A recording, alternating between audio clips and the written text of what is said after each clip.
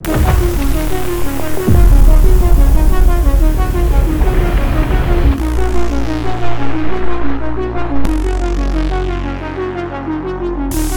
been waiting to test this thing for forever. It's one of those products that came out and the idea of it is pretty freaking sweet, but is it a better solution than using the S1H autofocus? Let's go shoot some stuff and find out. I guess it's that time where we go into the intro part where I tell you, my name is Dustin, your video tour guide, but I'm going to change things up today and say, remain seated, put your arms and legs outside your chairs, and come on a little field trip with me to my garage. This is my car.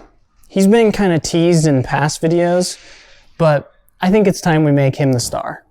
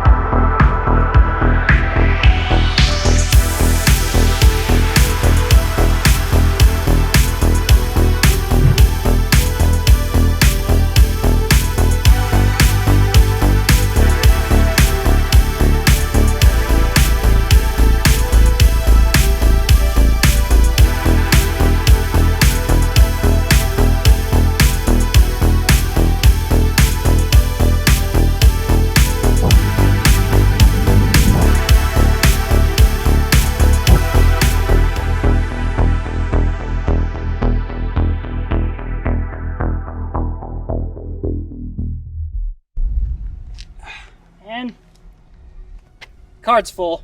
You know when you got a really cool idea and you want it to work, but just like, it's just not working? It's a perfect example of what's happening here. I have some thoughts on the 3D follow focus, at least for as far as filming a car. And I wanted to do some cool things with my car, but I don't know. I just don't have a good signal or something. My car was acting up. Anyways, the thoughts that I have, let's go talk about them back at the studio. Hang on, let me turn on this light. Actually, speaking of which, sorry, this is a little off topic. I just got to mention that Falcon Eyes sent me this light. I've been a big fan of their lights for a long time, and this little guy right here, I actually have two of them. I bought a long time ago, and I use them all the time, not just in my YouTube videos. And this tube light made by them is called the IRISA Mark I. And basically it's the exact same thing as these small lights. It's RGB, it has a built-in battery, it's magnetic, and my favorite part, it has built-in scenes. So for example, at a wedding I shot, they didn't have a DJ, but when the dancing started, I changed it to the dance scene, and yeah, it kind of like set the mood for everybody, like, it's time to dance. Anyways, this video isn't sponsored. Just had to say I've been a big fan of their lights for years and wanted to thank them for sending this one over. And if you guys are interested, there is a link in the description. All right, so let me give you my thoughts as far as the 3D follow focus goes. As far as that shoot goes of my car, it was a pain in the butt. Half the time the system just wanted to focus on the background, even though my car is like this giant subject in the frame. There's a few reasons why that could have been giving me problems. One, the focus system was on the hot shoe of the camera, which kind of puts it in a weird position since it's not exactly what the camera is seeing, and it just was going straight over the car to the background. Or I guess it's possible the system just doesn't do a very good job focusing on cars, possibly. I also do know that the system at a certain distance will lose the subject, so it is possible on my slow-mo shots where the S1H punches into Super 35, I had to be back a bit too far. Yeah, it was just too far for the 3D follow focus system to realize like what the subject is. Although I did switch to full frame at 30 FPS, and even still it was having a hard time focusing. Even when I was trying to focus on, for example, the logo of my car, it was having a hard time deciding what to focus on, and it was just sitting there pulsing. I also had only one lens to test the system with, so maybe a different focal length would have given me different results. But a lot of the shots you see in that video, I was just using manual focus. With that, I will say that they made it very simple to switch between autofocus and manual focus, and then you can just manually use the focus wheel on the front of the gimbal. You can either push the button on the top of the 3D follow focus, or if you go on the gimbal menu itself, you can switch between them. So if I were to do another shoot and have the option to use a different lens like a Panasonic lens, I definitely choose that over this system. But given the whole point of the system is to be able to give manual focus lenses autofocus. Now, a lot of you probably aren't going to be shooting a lot of videos of cars with this system.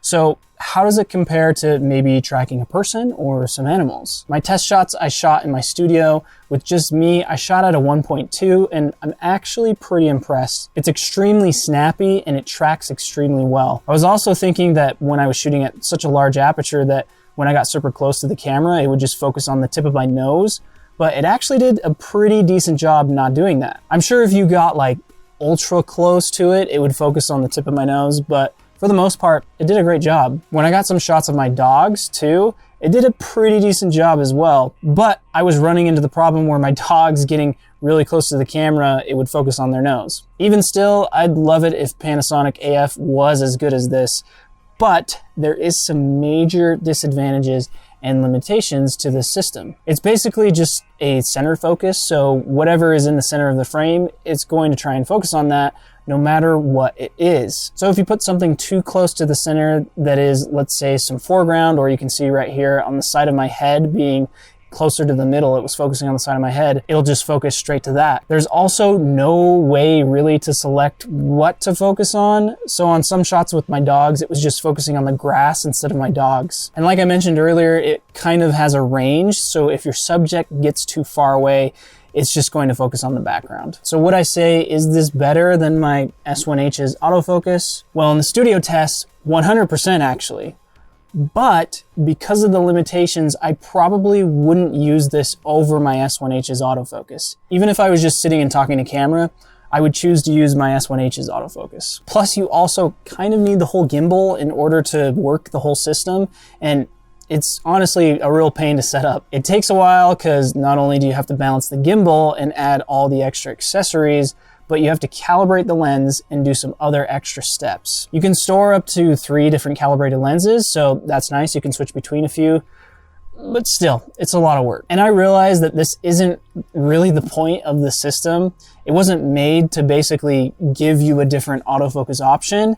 It's to give you an option to use autofocus on a solely manual focus lens, which is pretty freaking cool. While I was shooting the tests and critiquing the system in my head, I had to remind myself that this lens I was using didn't even have autofocus in the first place. What I'd love to see in some future versions of the system is some way to at least select the region you want the system to focus on, like through the DJI app. Maybe they could even add that in through a firmware update, or like instead of in the center, maybe off to the side or something like that. Maybe like change the direction of where the box goes, or I don't know. It would honestly be pretty insane if DJI could make it track faces. There might be a way to do this next thing, but some way to like hold focus by holding a button on the gimbal and then releasing the button to resume focus. You can kind of do this by switching from AF to MF, but somehow just make that more convenient. And I think it would be, you know, a nice feature. And maybe even adding a better place to like mount the device instead of on the hot shoe of the camera. You could definitely come up with some kind of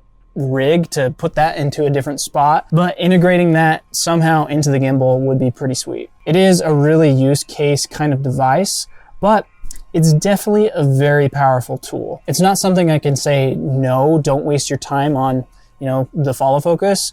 I can see reasons to buy and use the DJI 3D follow focus with your gimbal. With that though, I think that's everything. If I missed anything or if you have comments, be sure to leave them down in the comments. And if you like this video, be sure to give it a triple thumbs up. And if you want to support me, be sure to check out the links in the description. But you can also support me by hitting the subscribe button and the bell button to be notified of future uploads. Until the next video though, happy filming.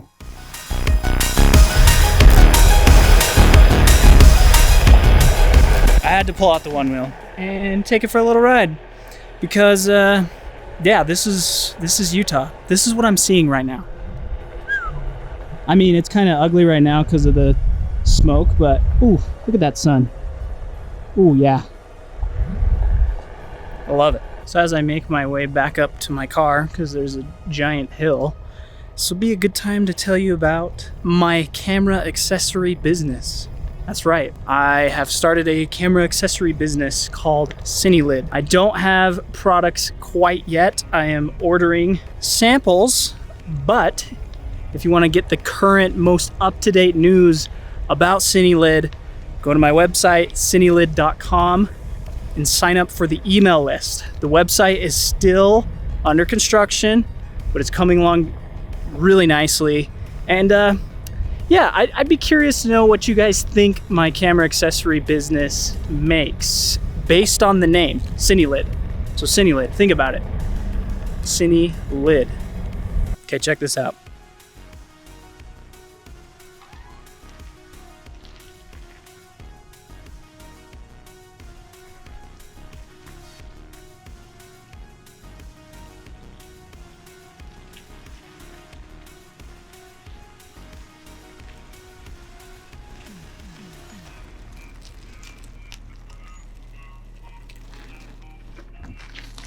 Oh, hi Tesla. How's it going? It's a big flex. I literally never use it. The only time I've really used that was to pull a joke on my wife. She was in the car and I started summoning it to me while she was sitting in the passenger seat. I got a good kick at it, but it's totally impractical just a flex to be able to summon your car like that.